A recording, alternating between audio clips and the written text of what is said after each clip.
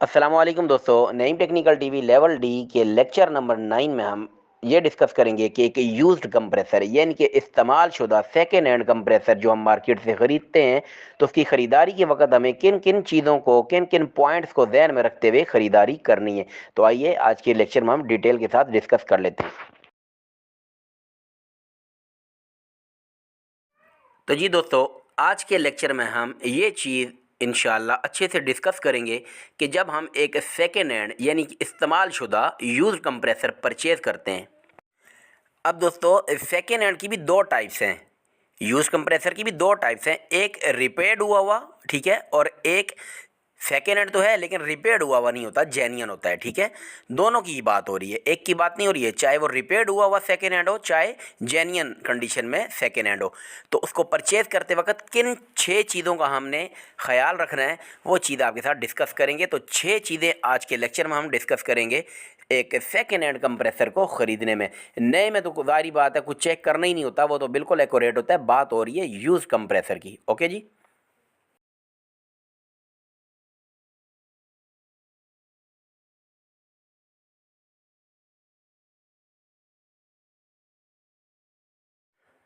तो जी दोस्तों, पहली जो चीज़ हमने देखनी होती है उसकी फ़िज़िकल कंडीशन, यानी कि उसकी ज़ाहिरी हालत, शक्ल सूरत, उसकी बॉडी की कंडीशन, ठीक है जी। इसको हर तरफ से घुमा फिरा के, ऊपर से नीचे से, राइट से लेफ़्ट से, फ्रंट से, बिहाइंड से, हर तरफ से देखना होता है कि कहीं से उसकी बॉडी ख़राब तो नहीं है, मतलब कोई जंग वंग खा के वो डैमेज तो नहीं हुई हुई है, ठीक है जी। सेकेंड हैंड चीज़ है, ज़ाहिर बात है कुछ ना कुछ तो उसमें मतलब होगा फिजिकली तौर पे, मतलब लेकिन कलर वाला कलर के ऊपर मत जाएं, ठीक है। बात हो रही है कहीं से बॉडी की लीक तो नहीं है या जंग से उसकी हालत बुरी तो नहीं हो रही है, ये चीज़ मोस्ट इम्पोर्टेंट है।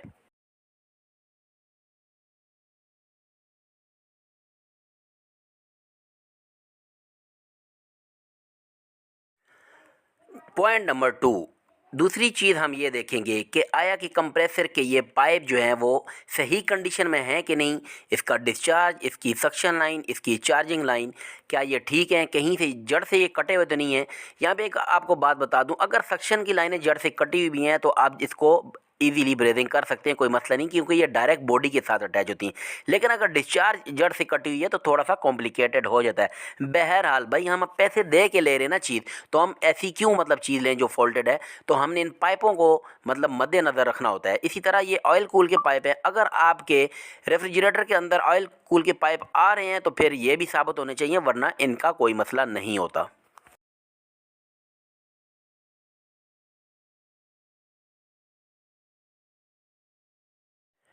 पॉइंट नंबर 3, ठीक है जी।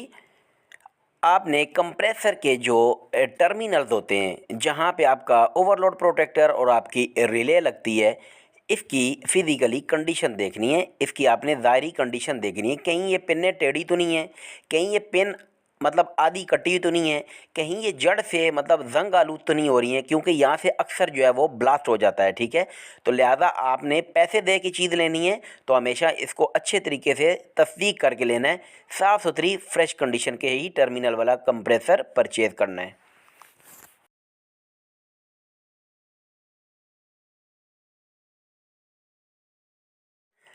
पॉइंट नंबर 4, चौथे नंबर पे आपने ये चीज़ चेक करनी है कि जब इसके टर्मिनल फिज़िकली ओके हैं तो उसके बाद उसका शॉर्ट चेक करना है, उसका मतलब ग्राउंड टेस्ट करना है, बॉडी ग्राउंड टेस्ट करना है, यानी कि बॉडी के साथ इसके अंदर की वाइंडिंग जो इसकी तार है वो शॉर्ट तो नहीं है। तो आपने तीनों टर्मिनल के साथ वन बाई वन, चाहे सीरीज टेस्ट लैम्प बोर्ड के साथ चेक करना है चाहे क्लेम मीटर के साथ, शॉर्ट नहीं होना चाहिए, ग्राउंड नहीं होना चाहिए।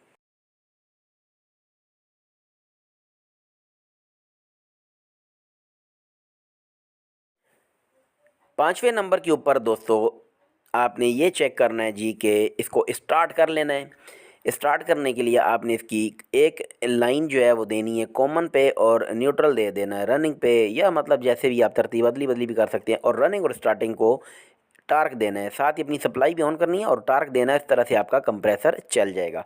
चल गया तो डिस्चार्ज से ये प्रेशर फेंकने लग जाएगा। अब यहाँ पे आपने एक चार्जिंग वाल्व जो है वो वेल्ड कर लेना है, जैसे ये अभी आपको मैं दिखा देता हूँ। इस कंप्रेसर के साथ हमने एक चार्जिंग वाल्व ऑलरेडी लगा के रखा हुआ है, इस तरह से, ठीक है। तो आपने एक चार्जिंग वाल्व लगा लेना है, ठीक है, और उसके बाद इसका पम्प टेस्ट करना है, ठीक है। पंप को टेस्ट करने की वीडियो मेरे चैनल के ऊपर ऑलरेडी मौजूद है, उसका लिंक भी अभी आपके साथ में शेयर कर देता हूँ, तो उसको आप जाके लाजमी वॉच कर लीजिएगा। अभी आपको आगे लिंक भी मैं प्रोवाइड कर देता हूँ। पंप को आपने टेस्ट कर देना है। 500 पंप होना चाहिए, बैक नहीं होना चाहिए।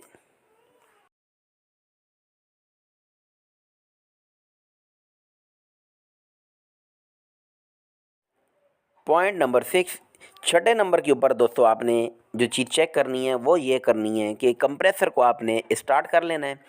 स्टार्ट करने के बाद उसकी जो डिस्चार्ज लाइन है उसको यहाँ से चेक करना है कि ऑयल तो नहीं गिरा रही है। अगर ऑयल गिराती है तो एकदम परेशान नहीं होना है, क्योंकि आपका कंप्रेसर रिपेयर्ड है, ठीक है, रिपेयर्ड शुदा है और उसमें पंप में ऑयल हो सकता है। आपने उसके 6-7 दफ़ा ऐसे फ्लश करना है। फ्लश कर दिया, जो सिस्टम के अंदर ऑयल चढ़ा हुआ दौरान रिपेयरिंग वो निकल गया। अब इसकी जगह को तब्दील करना है और फिर 1-2 मिनट देखना है कि ऑयल तो नहीं गिरा रहा। अगर ऑयल नहीं गिराता तो ये हो गया आपका एकदम बढ़िया काम, आपका कंप्रेसर हो गया ओके। और अगर अभी भी ऑयल गिराना नहीं बंद करता तो बिल्कुल भी नहीं लेना ऐसा कंप्रेसर, वरना ये आपकी चोकिंग की रीज़न बन जाएगा।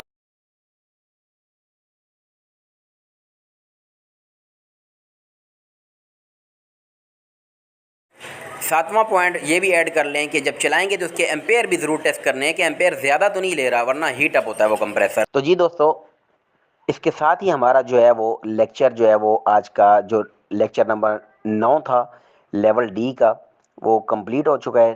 कंप्रेसर यानी कि सेकेंड हैंड यूज़ कंप्रेसर जो है उसको ख़रीदते वक्त किन किन चीज़ों को मद्देनज़र रखना है, 6 पॉइंट मैंने आपको बताए हैं। ओके जी, तो ये आप इस तरीके से एक अच्छी तरह से अपनी चीज़ को ठोक बजाकर ख़रीद सकते हैं।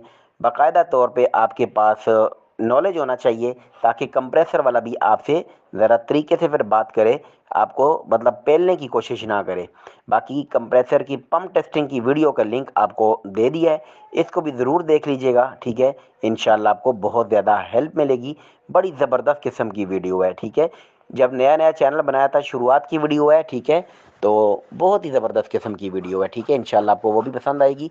और उसके साथ आप जो है वो अपने कमेंट्स भी कीजिएगा, बल्कि हो सके तो रोल नंबर के साथ कीजिएगा, मुझे भी पता चले कि कौन कौन गया है वीडियो के ऊपर और कौन कौन जो है वो सही तरीके से लेक्चर को सुन रहा है और सही तरीके से सीख रहा है।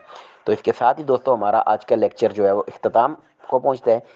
अपना ढेर सारा ख्याल रखिएगा, दुआ में याद रखिएगा। अल्लाह हाफिज़। इसके अलावा दोस्तों जो ऊपर आपको लिंक प्रोवाइड किया गया है, इस लिंक को क्लिक करने के लिए आप डिस्क्रिप्शन में जाएं इस वीडियो के, वहाँ पे डिस्क्रिप्शन में लिंक डाला हुआ है, कंप्रेसर के पंप को टेस्ट करने की वीडियो का लिंक मौजूद है।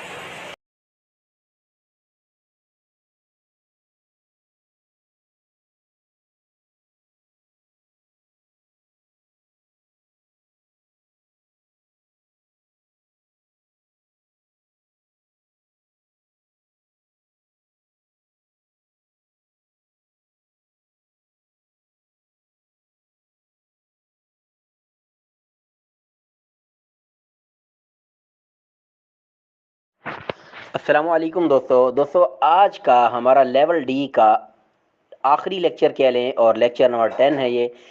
एसी को अगर कुछ अरसे तक हीटिंग मोड पर ऑन ना करो तो उसका हीटिंग मोड काम करना क्यों छोड़ देता है। तो ये आपके साथ मैंने पोस्ट भी शेयर कर दी ऊपर जो टॉपिक है, और वॉइस भी सेंड कर दिया। आइए डिटेल के साथ डिस्कस कर लेते हैं। आपके भरपूर रिएक्शन की मतलब तवक्को भी है, और वैसे भी हमारा आखिरी लेक्चर है, ठीक है। तो पता चलेगा कि आपको वाकई में मतलब ये पसंद आया कि नहीं, ठीक है जी। तो रिएक्शन आपके मस्त होने चाहिए।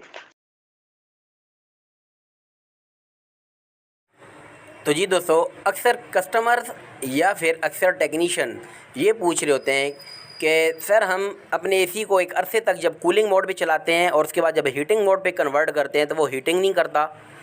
या फिर अक्सर लोग ये कह रहे होते हैं कि सर जब हम एक अरसे तक अपने एसी को हीटिंग मोड पे चलाते हैं और वो ठीक से हीटिंग कर रहा होता है, लेकिन जब उसको कूलिंग मोड पर कन्वर्ट करते हैं तो वो ठीक से कूलिंग नहीं करता। तो इसकी रीज़न क्या है? आप अच्छे से समझ गए होंगे कि इसके अंदर ना तो मतलब गैस का कोई फॉल्ट है, ना ही मतलब इससे रिलेटेड कोई और फॉल्ट है। बस सिंपल सी बात यह है कि कूलिंग पे चलाते रहें काफ़ी टाइम तक तो कूलिंग तो ठीक करता है, लेकिन जिस दिन ज़रूरत पड़ती है हीटिंग पे चलाने की तो हीटिंग नहीं करता। इसी तरह अगर हीटिंग पे एक अरसे तक चला के रखते हैं तो हीटिंग तो ठीक से कर रहा होता है, लेकिन जब कूलिंग पे करते हैं तो कूलिंग नहीं करता।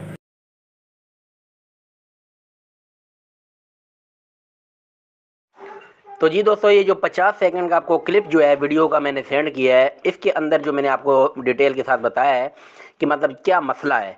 तो इस मसले के सुनने के बाद आपके जहन में अगर ये आ रहा है ना कि गैस का कोई मसला है, तो ये आपकी एक गलत फहमी है। गैस का कोई फॉल्ट हो ही नहीं सकता।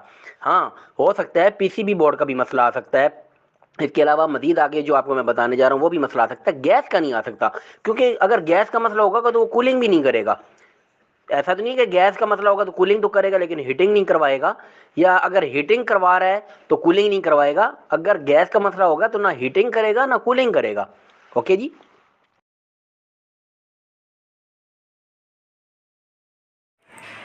तो जी दोस्तों, सबसे पहले तो आपको ये मालूम होना चाहिए कि आपके एसी के अंदर कूलिंग से हीटिंग और हीटिंग से कूलिंग पे करवाने के लिए कि ये क्वालिटी किस चीज़ में होती है, तो वो आपका ये 4 वे वाल्व यानी कि रिवर्स वाल्व यानी कि हीट पंप वाल्व, ठीक है जी, ये इसके अंदर होती है। ओके, कोई और अलग से कोई स्पेशल इसमें कोई रॉकेट साइंस नहीं है, बल्कि ये 4 वे वाल्व के साथ लगा हुआ सोलोनाइड वाल्व जो है, इसके थ्रू 4 वे वाल्व के वेव चेंज हो जाते हैं। बिल्कुल ऐसे ही जैसे आप अपनी पानी की एक मोटर से अंदर वाल्व वगैरह का इस्तेमाल करते हुए 2 टंकियां भर लेते हो, सेम ये वाली मिसाल यहाँ पे अप्लाई होती है। ओके जी।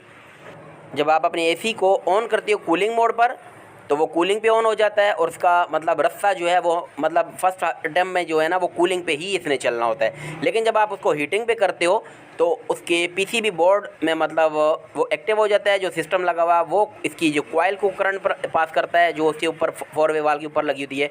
कॉइल जो है वो उसके अंदर मैग्नेटिक पावर पैदा होती है। सोलोनाइड वाल्व के ऊपर वो यानी कि मैग्नेटिक पावर पैदा होती है, तो अंदर के जो रस्से हैं वो चेंज हो जाते हैं, यानी वाल्व का रस्सा बदल जाता है। मेरे चैनल के ऊपर दो वीडियो मौजूद हैं, एक इंग्लिश चैनल के ऊपर एक उर्दू चैनल के ऊपर। इंशाअल्लाह वो देख लेना, ज़िंदगी भर दुआएं करोगे।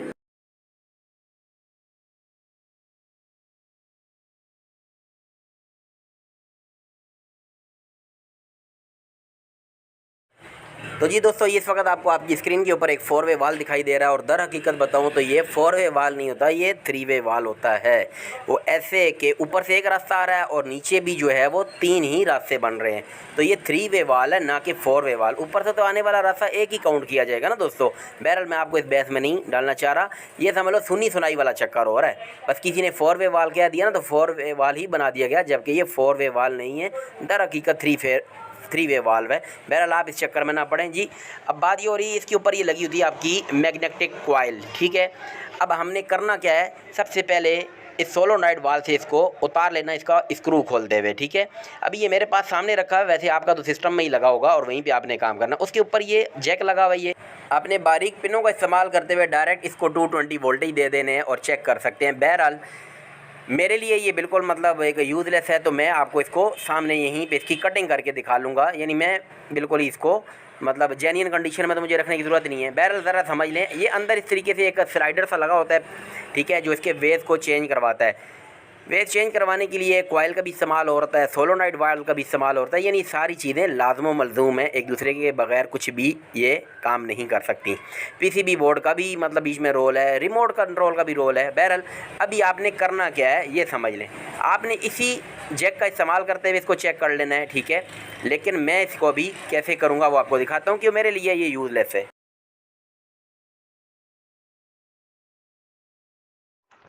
तो जी दोस्तों, वो जैसे आपने बचपन से एक ही बात सुनी हुई होगी कि धोबी का कुत्ता न घर का न घाट का।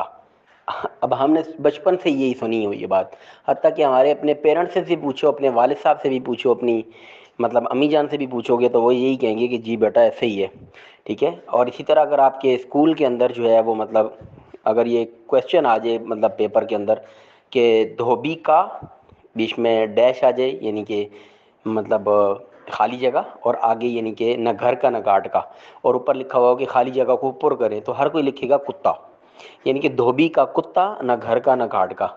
लेकिन असल लफ्ज़ जो है वो कत का है, ठीक है। आप मुझे ये बताओ कि धोबी का कुत्ते के साथ क्या काम है। मैं आपसे सवाल करता हूँ, धोबी को तो मतलब अगर पुराने ज़माने की बात की जाए तो साबुन चाहिए, और अगर आज के ज़माने की बात की है तो सर्फ़ चाहिए, सर्फ़ एक्सेल वगैरह, सर्फ़ एरियल वगैरह, मतलब डिटर्जेंट वगैरह। तो ये मतलब इसके अलावा उसको क्या चाहिए, कुत्ता नहीं चाहिए, कतका चाहिए। कतका क्या होता है मैं आपको बताता हूँ। उसके धोबी के पास ना एक वो मतलब लकड़ी का ना मोटा सा डंडा होता है, ठीक है, उसका नाम कतका होता है। ठीक है, तो मकसद कहने का धोबी का वो कतका, न घर का न घाट का, तो इतना वजनी होता था कि वो धोबी घर नहीं ले जा सकता था, और अगर अपने वो उसको घाट पे रखता था तो आस पड़ोस वाले जो धोबी वो मांगने के लिए आ जाते थे। तो लिहाजा उसने क्या करना शुरू किया, उसने वो जो अपना वो डंडा है ना, मोटा भारी भरकम डंडा जिससे वो कपड़ों की धुलाई करता था, तो वो मतलब ना अपने घाट पे छोड़ता था ताकि कोई मांग के ना ले जाए। ठीक है, और घर पे लेकर जाने में वजन महसूस करता था तो वो बीच रास्ते में छोड़ के जाता था, और सुबह जब आता था ना अपने वापस अड्डे पे तो उसको रास्ते से उठाता हुआ लाता था। तो इस तरीके से ये असल कहानी थी कि धोबी का कत्ता न घर का न घाट का। कुछ अर्सा गुजरा तो लोगों ने धोबी का कत्ता कहना शुरू कर दिया, और आज जो है ना वो फिर धोबी का कुत्ता कहना शुरू कर दिया। तो सेम इसी तरह मिसाल दूंगा कि ये 4 वे वाल्व हर कोई कहता है, लेकिन अगर लेक्चर में मैं इसको 3 वे वाल्व कहता ना तो आप बोलते कि नहीं भाई ने कोई नया मतलब वो लॉजिक शुरू कर दिए। बहरहाल ये बात कन्फर्म है कि ये 4 वे वाल नहीं है। ऊपर से आने वाला रास्ता सेंटर वाले से ही काउंट किया जाएगा सीधा, ना कि आप ज़बरदस्ती ये 4 रास्ते बनाओ। ये 3 रास्ते हैं, 4 रास्ते नहीं हैं। समझ रहे हैं बात को?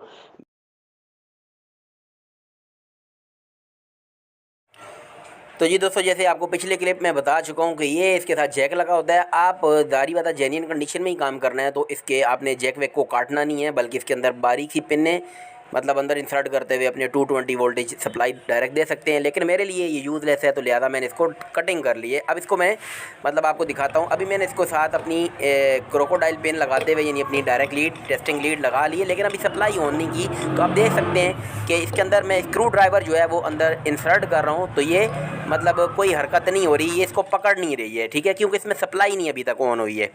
अभी मैंने इसकी सप्लाई ऑन कर दी और आप देख सकते हैं इसने फ़ौरन से इसको यानी कि पकड़ लिया है, यानी कि एक चक पकड़ लिया है इसने।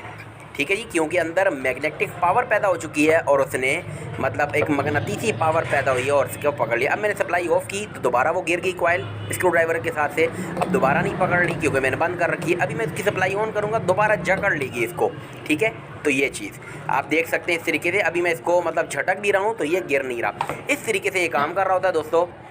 तो इसका मतलब ये है कि आपकी ये कम से कम जो 4 वे वाल के ऊपर लगी हुई जो रिले है ये तो एक्यूरेट है। ठीक है जी, यहाँ तक तो कोई मसला नहीं है। अब या तो आपका पीसीबी बोर्ड ही करंट नहीं यहाँ तक पहुँचा रहा, और दूसरा क्या है कि आपकी ये कॉइल ख़राब है। अब कॉइल तो ओके है, अब आगे क्या करना है?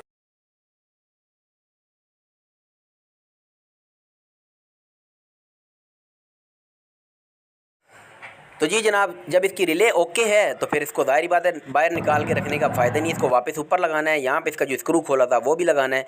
वाज़ेह रहे कि आपने ये सारा काम आउटडोर यूनिट के अंदर लगे हुए ही करना है, क्योंकि ऐसे निकालने से तो गैस ज़ाया हो जाएगी। मैं तो आपको अच्छे से समझाने के लिए सामने किया है। अब आपने अपने एसी को हीटिंग मोड पे ऑन करना है। ठीक हो गया जी, हीटिंग मोड पे ऑन किया तो इसकी मैग्नेटिक पावर पैदा होने लग जाएगी, और लेकिन वो हीटिंग पे जाएगा नहीं। आपने इसको हल्की सी ठोकर लगानी है। ठोकर लगानी है तो ये इसकी जो अंदर जाम हुआ होगा, जो स्टक हुआ होगा, वो खुल जाएगा और वो रास्ता तब्दील हो जाएगा। वो इस वक्त कूलिंग मोड पे ही अटका हुआ था। जो ही आप हिट करेंगे तो इंशाल्लाह यहाँ से वो मतलब इसका वेव चेंज हो जाएगा और वो हीटिंग पे कन्वर्ट हो जाएगा। सेम यही मिसाल ऐसी है, अगर वो हीटिंग पे अटका हुआ है, एक अरसा हो गया हीटिंग पे चला चला के वहाँ पे जाम हो गया, तो आप उसको कूलिंग पे करें और उसके बाद यहाँ से हल्का सा ठोकर मारेंगे तो इंशाल्लाह वो मतलब वापस कूलिंग पे भी आ जाएगा। तो ये आपकी मतलब कॉइल का ओके होना ज़रूरी है। आपका पीसीबी बोर्ड से मतलब करंट यहाँ तक भी आना ज़रूरी होता है। पीसीबी बोर्ड अगर आपका ठीक है, कॉइल भी ठीक है, तो इंशाल्लाह सिर्फ ये मतलब ट्रिक इस्तेमाल करने से आपका ये मसला हल हो जाएगा। कोई लंबे चौड़े चक्कर में पड़ने की ज़रूरत नहीं है। ये लाजमी एक दफ़ा ट्रिक मतलब यूज़ करें, उसके बाद ही आप 4 वे वाल को रिप्लेस करने का सोचें। इंशाल्लाह 99% चांस है कि इसी से आपका मामला ठीक हो जाएगा।